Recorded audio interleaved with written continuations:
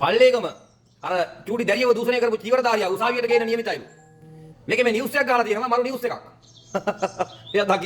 මේවා දකිද්දි තමයි මේ අනේ මන්ද මේ පල්ලේගම හිමි උසාවියට ගේන්න තව ටික වෙලාවයි.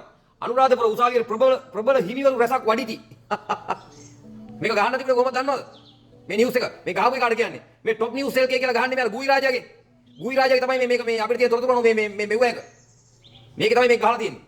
පල්ලේගම දැරියක් දූෂණය කර චීවරධාරියා උසාවියට ගේන්න තව ටික වෙලාවයි. අනුරාධපුර උසාවියට ළඟට ප්‍රබල තවත් දූෂිත චීවරධාරීන් රැස්ව සිටී කියලා තමයි ගහන්න ඕන මේක අරන් ගන්නවා. අර දූෂිත ගුයි රාජාගේ කල්ලියෙන් ප්‍රවෘත්ති සමාජගත කරන්නේ අර විදියට. ඉතින් මේ චූට්ටක් බලමු මේක.